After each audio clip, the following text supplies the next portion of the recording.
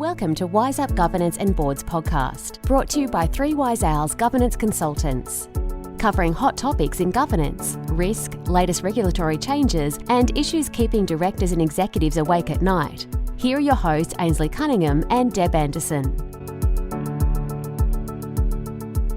Welcome to another episode of Wise Up. Today we're joined by Danielle Dobson. Welcome, Danielle.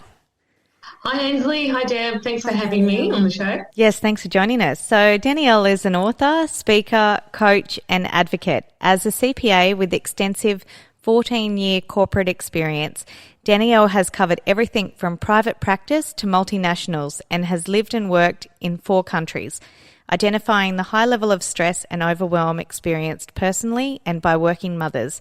Danielle wanted to make a difference, and 7 years ago pivoted from her corporate career to helping working mothers find more freedom and fulfillment through coaching in wellbeing.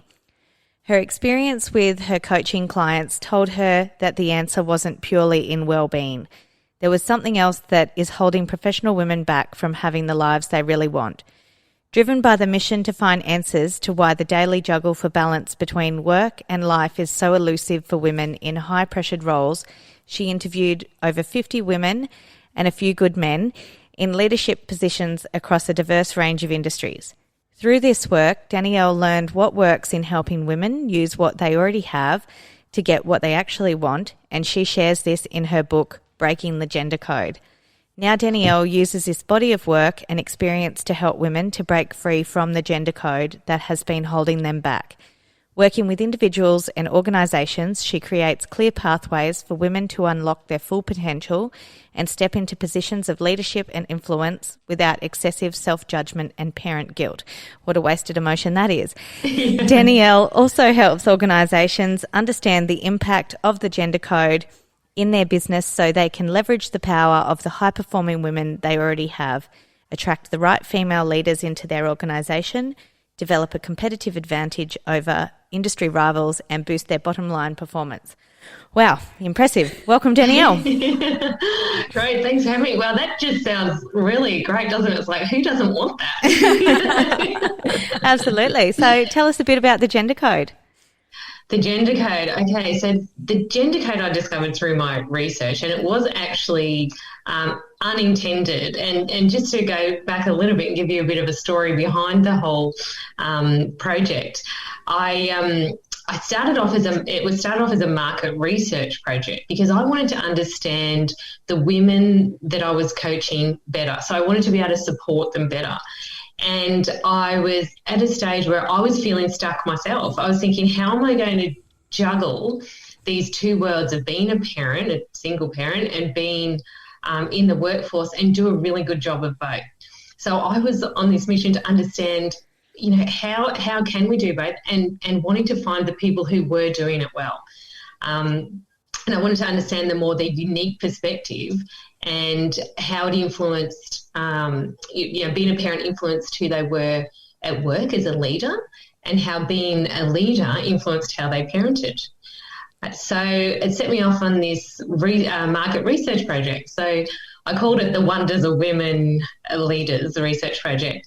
And I started interviewing these women, CIOs, COOs, CEOs, partners in accounting firms, working for international banks, big accounting firms, in all sorts of industry, male-dominated industry, banking and finance. I also interviewed a scientist, journalist, politician, and I wanted to find out what was really working well, as I said before. And what kept coming up were some really common themes around how their leadership style had changed for the better once they became a parent, and that it positively impacted everyone around them. And another theme that kept coming up was this feeling of struggling to have it all. So this being torn and trying to think that we have to be high achieving at work, high achieving in everything that we do, and it was causing this depletion and burnout. But one of the things that really, I guess, moved me the most to find out more and to try and solve was the stories around gender disparity, around unpaid work, around discrimination in the workplace. And I actually had not seen it before. I guess it was always there, but I hadn't seen it. I'd worked in male-dominated industries back when I was in finance. And for me, I didn't see it, just seemed the way things were. But when you start to see it coming out in others and other people talking about it and you're hearing their stories, that's when you start to really, I guess, get fired up and think, where did this all come from? And so that is when I delved deeper into this gender code, and I did a lot of study, further deeper study. And for me, I always look at science to explain everything. So I looked at our evolutionary past. I looked at the way our brain works. I looked at neuroscience. I looked at different cultures, and I worked out that that we're actually living according to this gender code. It's that set of default beliefs that we all recognise about the natural differences between men and women. And these beliefs create these stereotypes that keep the genders firmly in different boxes. And it specifically keeps women from pursuing our dreams and achieving success in life and work. And we've all been programmed with this code, and it's over millennia. It's been embedded in for eons. And because it's deeply embedded within our culture, it's so much so that it's to the extent that we don't challenge those beliefs, even when they create real difficulties for individuals, men and women, for businesses and across societies. Because according to the gender code, women are pigeonholed into the role of carer and men in the role of provider. And this programming along gender lines is detrimental, and it stops each of us really stepping into our unique potential at home, at work, and the way we contribute to society. So I guess that is what I discovered. And so what I wanted to do is bring that to the attention of everyone. And I guess, like I always say, I did not set out to write a book, but this stuff that I was learning was just way too good to keep to myself, and I knew I had to share it more broadly.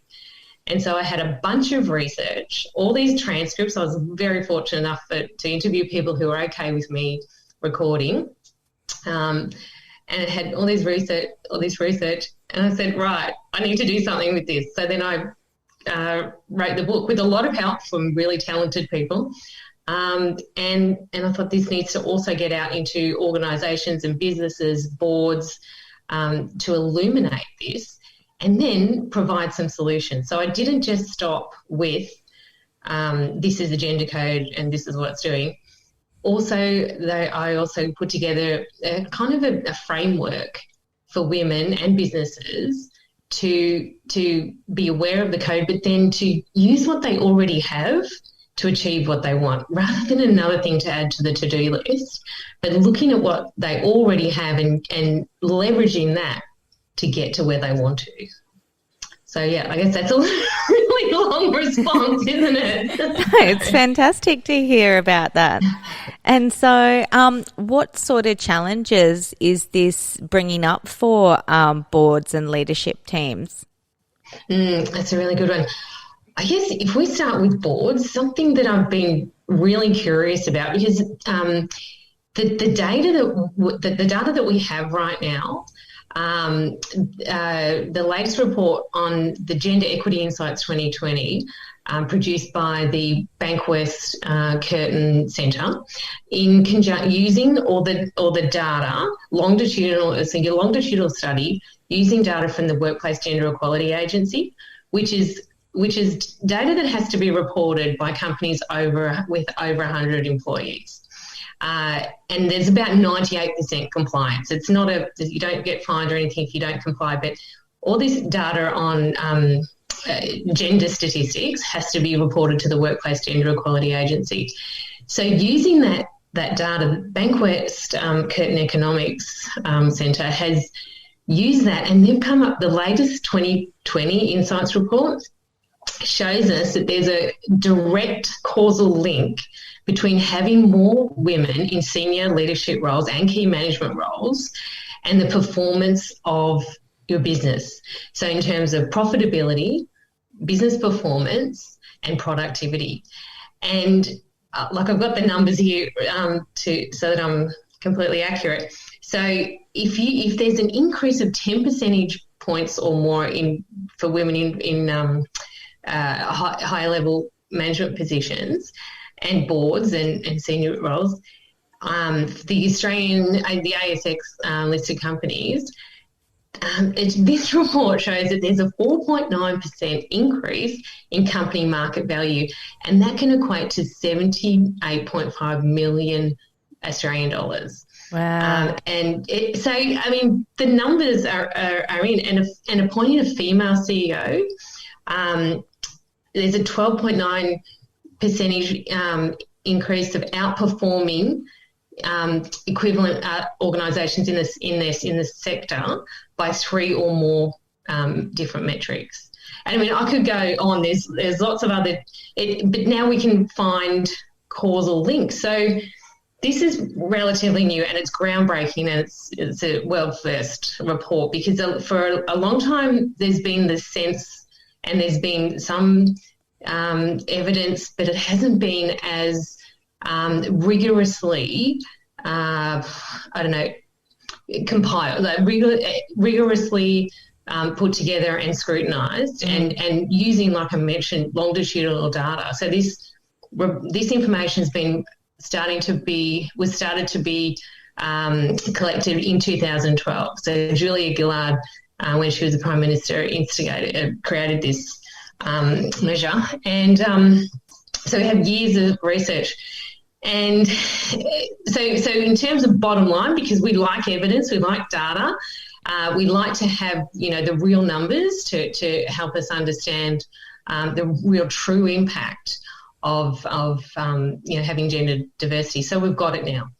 So it's not just a nice to have, or the good thing to do, or a fair thing to do to have gender balance at the top or throughout organisations in general, but it's actually makes good business sense. It is kind of the only thing to do going forward, like now and going forward in COVID and post-COVID.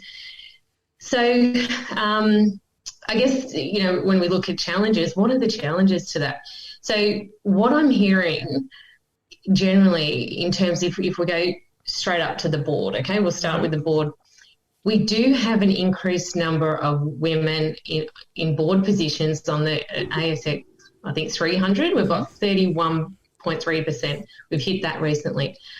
And I imagine you would both know, have a lot more depth of understanding of compositions of boards. But what we have right now is a situation where there's amazing women who are serving on 3 or 4 board, like multiple boards. And like I think about these women, I think, imagine what they have progressed through and gone through, how hard they've worked and how tenacious they must be to get into the position they're in now. And that's fantastic. But what I'm hearing around boards who tend to have more of a conservative approach is that they would rather appoint people with a proven track record. So that's why, part of the reason why there's the multiple appointments, and I'm not sure if they're thinking that there's not enough of a candidate pool, but it's one of those chicken and the eggs. And it's like when you start out in your career, you need to get experience to be experienced. And so I think one of the challenges that being reliably informed is that it's a matter of, I guess, it's not even taking a chance or a risk, but it's just looking at the candidate pool a little bit differently. So maybe not just focusing first on proven track record and reliability and being a valuable candidate, but maybe looking at what a valuable candidate means in a different lens, not just a proven track record, but skills and strengths and contribution, their career to date, how that could be valuable to the board. So, I guess my suggestion there is to be looking at the candidate pool differently, through a different lens, and more of an expansive lens rather than a track record, proving their stripes lens. Because the pool is there. It is absolutely there. And there are people who are frustrated that they're not being considered because they don't have the experience. And then it also feeds in to these gender-coded pressures that women have in general based on our life experience, that we need to earn our stripes before we can apply, go for a position or apply ourselves to something that we're not, experienced with. So, these things play into each other at the same time. But, my major recommendation would be to have a look at who is in that candidate pool through a different lens. Yeah, absolutely. Did you find any links between parenting and being a good leader? Yes. Oh, I'm so glad you asked that, Deb, because that was one of the things that blew me away. I was interviewing women and men, majority women, and every single one, except one, said that after they became a parent, they became a better leader. And I was really curious about this, and I said, okay, so what was it about that? And they said, well, you develop the skills of empathy, perspective, patience, prioritization, critical thinking, flexibility, adaptability, creativity, all of these skills that you need to develop as a parent on the job. There's no training on this stuff. It's on the job training. And they found that they brought that to their leadership. So in terms of the people that they were leading, they increased their empathy and perspective. So many said after they came back from maternity leave in a leadership position, like their first child, that they understood the people in their team so much more, like the world that they were living in. They became higher on empathy and perspective, and they became more people-focused, more people-centric. And it's really interesting. I was hearing this over and over again. And at the same time, I was looking into the future for the kind of skills and strengths that my children need. I've got 3 young boys. So I'm looking ahead to look at where I need to help support them to develop their skills and strengths and what's needed for the workforce in the future. And these skills were top skills required. Collaboration, perspective and empathy, critical thinking, creativity, adaptability. And I'm like, actually, well, if we put all this together, these skills that you build and strengthen from becoming a parent are actually a career and leadership asset. So becoming a parent isn't a liability that we tend to think of as from a societal perspective. It can actually be an asset. So I tested this a bit more with some leaders, and one leader in particular, he works in a male-dominated industry, and he said, absolutely, he said, a woman who has a baby is the cheapest and most effective time management training you could ever put your people through. Mm-hmm. He said they get stuff done. They're efficient, they're great at prioritization, work really hard. And he has this policy where he brings women on maternity leave, well, I should say parental leave, but back for 1 day a week before they're due to come back full time to work on the business rather than in the business. And he said it's an incredible opportunity for the women that he leaves and also for him too, because it creates loyalty and trust. And he said every single woman that he has managed and led over his career, probably 30 plus years, I think the numbers last time I spoke to him were about 32 there were about 32, and they've all progressed to management positions, and some of them have leapfrogged males who didn't take any parental leave. And he said it is a brilliant way to build trust. And speaking to another senior female leader, she had actually had a policy about 10 years ago of hiring women who were parents, because she said they really get stuff done. And she said, when you give me a woman with, if they're single and got a mortgage, and they are out of this world in terms of productivity. So I guess this is what I really want to shine the light on, that, we may actually take for granted the skills and strengths that we're building in not only being a parent, but caring for others. Because I found this similar quality in a handful of women that I interviewed who aren't parents, but they were pointed out to me for their huge success in leadership and caring for others. And they had this same approach about caring for others, and the men that I interviewed have a high value on caring for others. So they were bringing those caring skills, so empathy and perspective, and really understanding the people they were leading. They brought that to their leadership, and the psychological and safety and trust just was off the Richter in their teams, because I tested their direct reports to really get the lowdown to make sure that was everyone's perspective. And what I found really interesting is that organisations invest in training to build empathy and perspective. But honestly, if we look at how we are in relationships with people and we care for others, and in particular parents, we're actually building that. It's empathy 101. So I would really like to shine the light on that. And the really fantastic thing about this is this is open for males as well, for males in terms of caring for others, but also dads, parents.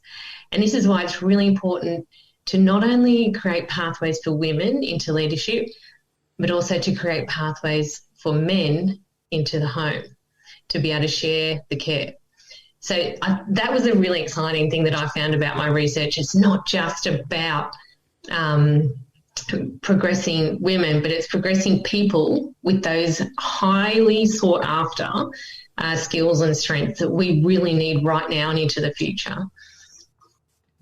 Yeah, that's really great to hear that you've got pathways for men as well back into the home, because a lot of them do miss out on taking a more hands-on role and approach with raising children, and a lot of them do actually feel like they've missed out and do really want to take a bit more of a front seat in that regard. And so having something like that is really great. So how do I guess you envisage that they break the code, for instance, in these organisations? Is it a change in culture or a change in mindset or a combination of a few things? Great question. And it is a combination. And what I would start with is, where is the organisation at right now? So understanding their unique context, because all organisations are different, at different places along the path. So if we talk about an organisation that really wants to make a change, sees that the current policies that they have in place right now are not happening, I would suggest looking at something like, if they haven't already done it, a gender pay equity, a gender pay gap audit. So looking across all roles across their whole organisation, is there a gender pay gap? So looking at that, and this is especially applicable in professional services and IT and organisations where there is, it's not strictly pay scale related, but do that audit, do that gender pay gap audit. And then with that information, if there's a requirement to be reporting that kind of information to the board, and that someone's got to take accountability for that, then there's a good chance that that's going to be enacted on. So it really starts with the senior top level, like the board and the execs. So that's where, the culture is created, and then obviously all the way through, and a direct your direct manager has the biggest influence on an employee's experience at work. That's data that's come out of the Gallup organisation. So 70% of the person's experience at work is determined by the manager. So absolutely, it's a leadership culture all the way through. So when an organisation is required to report on the gender pay gap or diversity in their organisation, and someone's accountable, there's more likely it's going to be acted on. And I guess expanding out from that as well, policies and procedures. So looking at your policies and procedures, what do you have in place right now around supporting parents to be able to work effectively, to be able to remove obstacles? And a big one is childcare, obviously, and policies that combine work and family better. One of the biggest and most effective policies, when implemented properly, is an all roles flex policy. So that's where everybody's role is flexible. Now, I know that's not always manageable in all organisations, but for organisations who can try and work towards that. So that's not just parents with parental leave. It is people who, for whatever reason, everyone has individual reasons, but to be able to manage work and family better, policies that support that. So the all roles flex, and the real beauty of that is that then we don't have divisions between parents and others, or mothers and others. So if everyone has access to the all roles flex approach, then there's a greater, I guess, probability of a more cohesive and collaborative team. So they're the top ones that I would recommend. So I think, like with any research, did you have any outliers as part of your research that didn't fit the model? Well, yeah. Well, it's interesting you say that, Deb, because I guess I actually didn't really have a model as such or a hypothesis. But what I found was a surprise that there are many, many leaders who are leading lonely. I don't know if that's the kind of, if you're thinking of that kind, but that was a real outlier for me. I was really surprised that they placed such a high value on caring for others that they sometimes felt like people didn't place the equivalent value on their own. And I found that really like a kind of a little bit, disappointing, I guess, from their, thinking of them. And I wanted to do something about that as well. That's another part of the reason why I wrote the book, because I feel like they're, wanting to care for them and for all the, other people-centric work that they do, yet they're feeling like they're sort of like holding up a tray. Like you can imagine a tray with a whole lot of, amazing food on it, or, and drinks or whatever, and they're holding up this amazing tray and doing all this work, but not being supported themselves. So who's holding them up? So I guess that was the thing that surprised me the most. Maybe other people wouldn't find that surprising, but I really did. Yeah. Yeah, absolutely. And so in terms of, I guess some of the other things that spring to mind for me are, there's a lot of importance for ASX listed entities with value placed on a board skills matrix for the board, for example. And, they determine what the right age is, what the right gender is, what the right mix is to get that diversity of opinion and the right skill set to execute on strategy. But it might be even something as simple as having a skills matrix for every layer of an organisation, and every type of role and to try and get the right people on the bus, as they say, and attract the right people in the roles. Rather than just at a board level.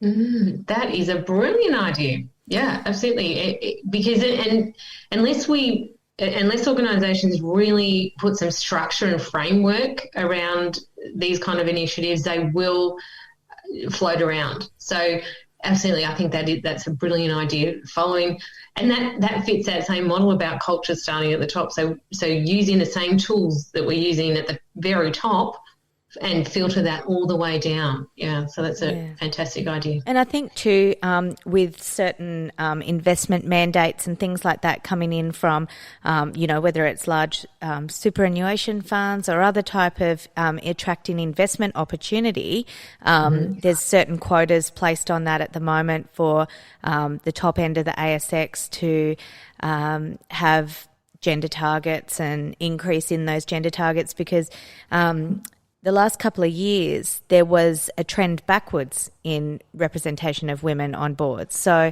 it was actually a little bit disappointing to see those stats come out. So to hear that they're going back up again is really good. And then I guess changes in mandating quotas is an improvement in the right direction as well for that. Absolutely. And it's interesting, when we had a little conversation last week, we're talking about quotas, and it's really interesting because I still do have conversations with people around quotas and how they feel that it should be on merit. And I absolutely, I understand that because that's exactly where I was in my career, my corporate career. And like I mentioned before, it's engineering services. And before that, it was a question that I was asked when I was in an interview for a Big Four accounting firm. It was about Big Six back then. But and the question was, do you believe in quotas? And at the time I said no, because the lens that I was looking through as a young 20-something who worked really hard, who knew where I was going, who would give 100%, that I was operating on a merit base myself. I thought that my success was going to be completely determined by the amount of work that I did, how I networked, what I contributed. But that's because I was looking through my lens and speaking to women and men throughout this process and during the research, and seeing what they saw, how it was different to what I did, and then having a look at actually the people who determine what merit means and the parameters are the people in power. So if the majority of the people in power are only 50% of the population, then they're determining the framework of merit. So as much as it's not right, it's not fair, and we know now it doesn't make business sense, we need to build in some equity in the system before we can get equality. And what really got me over the line with quotas, because I researched it in politics and business and everywhere, was a story that a senior woman leader told me in a large multinational company. She had been appointed the first senior leader in the company's history. And about 5 or 10 years earlier, she delivered a policy or a strategy on diversity to her manager, which was just thrown back at her and said, "This is ridiculous. This will never fly." So I said to her, "Well, how did you go from your policy being thrown in your face to then being appointed as the first female senior leader in your whole company?" And she said 2 things. She said the law. So she said the equal opportunity law helped to shine the spotlight, to open things up. So it was needed. And she said the second thing was that the company discovered that 70% of the buying decisions for the products the major products they were selling were determined by women. So they knew they needed to make a difference. So quotas are a necessary part, but they're not the whole part of the puzzle, but they can get things moving because there's a whole lot of different elements in play that need to contribute. So I can't wait till we get past quotas, and that we have a system that defines what merit is based on, diversity. But we needed those quotas to get going. We need, the laws in place to bring these sort of things to attention, to put the spotlight on it, and for organisations to then start measuring and looking and analysing, like, where are we right now? Maybe we do need to, but then moving beyond the tick box and looking at how diversity in all roles brings innovative thinking, different perspectives of thinking, creativity, greater collaboration. So as much as I was there too, I was really always against quotas, but they're a necessary part of the process. Yeah, absolutely. And I think too, though, sometimes it can be quite confronting for men who have not necessarily been exposed to that sort of empathetic challenge or inquiry from women in leadership teams or boards, etc., where, sometimes women will ask what seems to be the dumb question at the table, or because they might not necessarily have that background knowledge or the understanding, or they really just want to understand it for themselves. So they'll make those positive inquiries and, respectful challenge, and kind of end up with a lot more robust discussion that actually strengthens a lot of proposals and outcomes for the company as a whole. And 9 times out of 10, you come out of those sorts of meetings and mostly the men will say to you, "Oh, I'm so glad you asked that, because I was thinking that. I just didn't want to speak up because I didn't want to seem like I didn't know the answer, because it's assumed I already know the answer." Whereas I think women actually feel in some ways a little bit more comfortable in their own skin to ask those questions and not actually feel threatened by it. Absolutely, and brave choice as well to if you are one of a few or not many women in that context where people aren't asking questions. And this is one of the things that I found out through my research, is a lot of that is to do with childhood behaviour, our family dynamics, the environment that we're grown up in, and that we've created our own code throughout our lives, in using the gender code, I guess, as a over umbrella sort of code. But if you look at the way women tend to operate, and I'm not saying this is fair, and I try to not be gender essentialist with what I talk about, but if you look at the games that boys play, and once again, it's not all boys, but there's usually a winner, a loser. It's competitive. There's a pecking order and a hierarchy. Boys know where they are. They pick the person on their team to win. They don't pick them because they've got good social skills. They drop the loss, move to the next win. They lose a lot, they win. But there's an outcome. Pretty much all of their games they play, there's an outcome. You take that into the workplace. So you take that into an organisation, your typical organisation, and it's kind of the same thing. They've been trained for this their whole life, to be in this pyramid kind of world where, and I say that because if you look at an org chart and if you were to draw a shape around it, it's pretty much a big fat, pyramid, wide pyramid. And so if you look at traditional games that girls play, they usually, and I'm going to be really gender essentialist, but say, dolls, beads, tea parties, dancing, all the sorts of games that girls play. It's process and relational. And, competition can sometimes be seen as a potential relationship breakdown. And you might pick someone on your team or, in your gang, not because they're going to make you win something, but because you like something about them, or there's something that, maybe a value add, or maybe it could be competition. It's not definitive. But you take that way of operating. So I kind of think of that as more collaborative and like a circle. Like that's kind of a circle approach. So then so that's the context that we're used to, as women, and men are used to another context their whole life, and that feeds through the whole school system and into the workplace. So if you take someone who's used to operating in a circle sort of approach and then you pop them inside a pyramid, there's no wonder that there's a lot of challenges. And look, I'm talking extremes there, and it's not always the case. So what I actually advocate for is mixing both together, all the really great parts of the pyramid style and the circle, and bringing them together, because I think that creates incredible value. I don't think either is necessarily universally applicable in all situations. It's bringing the two together.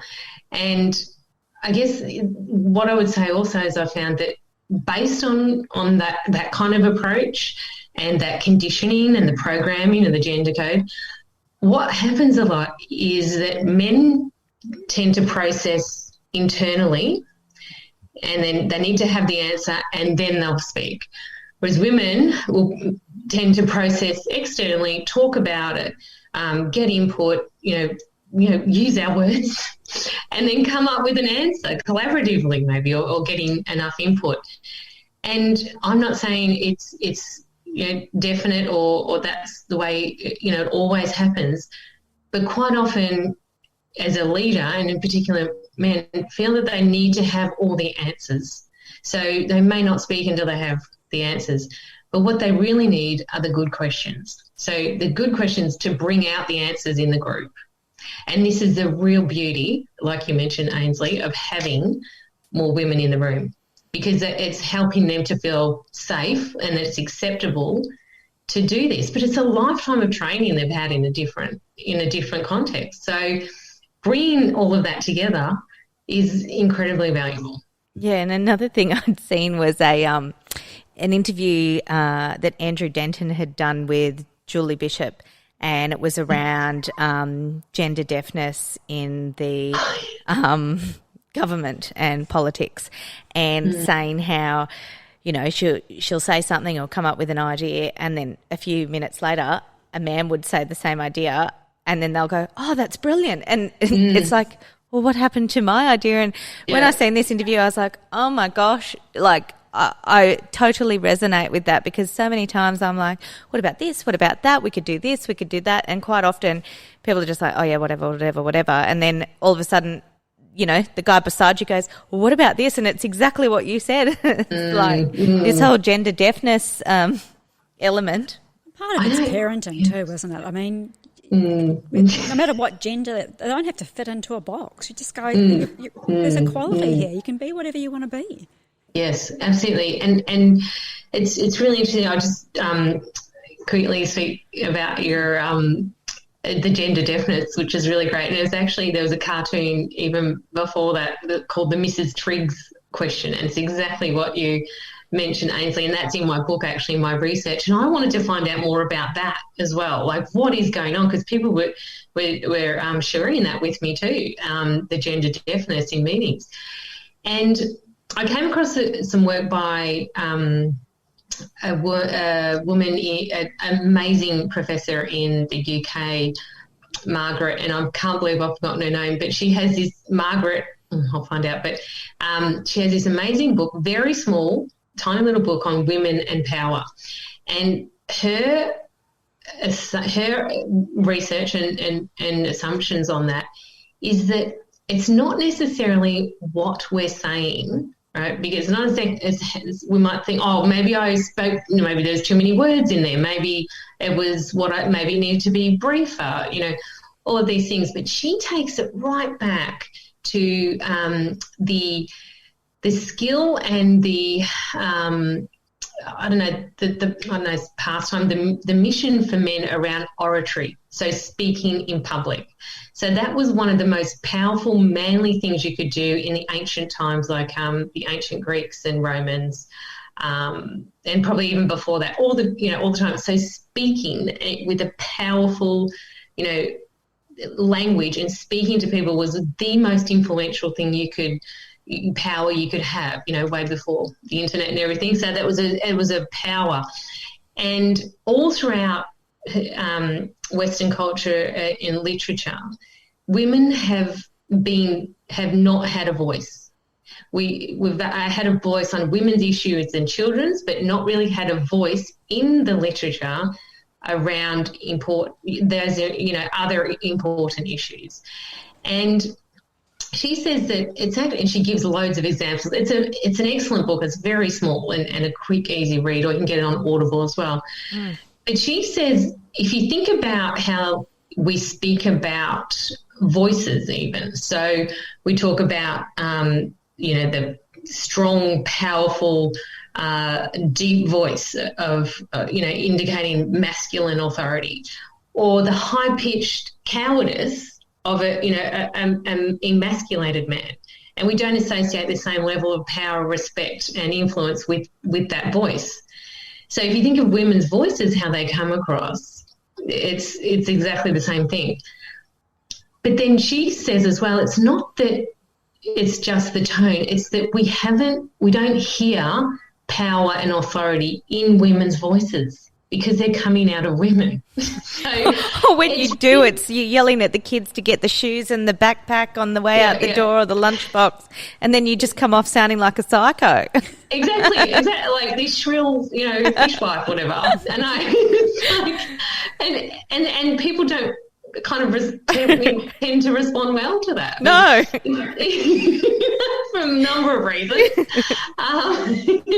But so she asserts that that's what a lot of that gender deafness is about. It's not what we're saying. It's just that as a culture and a society, we haven't learned to accept and understand and hear the power and authority in women's voices, because it's deeply ingrained. And I found that absolutely fascinating. And then it's like the Matrix, like Neo in the Matrix movie. It just all illuminates then. You see it all the time now. You hear it. It becomes a lot more evident. Yeah. It'd be a bit fun to try that one out in the boardroom. Just start changing your voice to like a man or something like that. Well, that would definitely get attention. Yeah, absolutely. It's always one, the number of times you get asked when you got a cold or something like that, and you end up sounding a bit husky, and everyone's like, "Oh, what's wrong with you?" It's like, all right. Well, we could talk to you all day, Danielle, about this, but unfortunately, that's about all we have time for today. So, is there any sort of top 3 tips you want to leave our listeners with, and whereabouts they can grab a copy of your book and maybe explore some of this gender code in more detail? Absolutely. Okay, so if to women who are in leadership and emerging leaders and leadership roles and want to keep progressing without the guilt, I say buy my book. that will help you and relieve the pressure. To senior leaders of organisations in people and culture, HR, talent, I would say do the gender pay gap audit. Look at who you already have. Really have a look at who you really already have. If you think you don't have people in the pipeline, have a good look. Use who you already have to get what you actually want. And to senior leaders who are thinking we need to do better, speak to your HR people and look and boards. Look at the talent pool through a different lens. I'd say look at the capabilities, the strengths and the matrix and everything you mentioned, and without needing to have that proven track record. And I guess overall I would say ask more questions, listen more deeply and try and understand people from their perspective. Absolutely. And where can they grab the book, Danielle? Okay, so off my website, codeconversations.com.au, can purchase it off there, but also in bookshops, and it's on the other online bookshops like Amazon, Booktopia, all of the online bookshops. So please buy a copy or contact me. I'd love to hear your thoughts and feedback. It's always great to get the fantastic testimonials or or feedback from people, which it provides me with fuel to keep going with this, because I know it's making a difference. So I welcome any contact at all. Absolutely. And we'll include the link on our website as well. So once the episode goes live, we'll have all that up there as well. So thanks so much, time. Danielle. I really appreciate it. Yeah, absolutely. Thanks for joining us. Thank you. Thanks. That's all for today. Until next time, happy podcasting. And remember, if you're enjoying the show, check out our other episodes and all things governance at www.3wiseowls.com.au.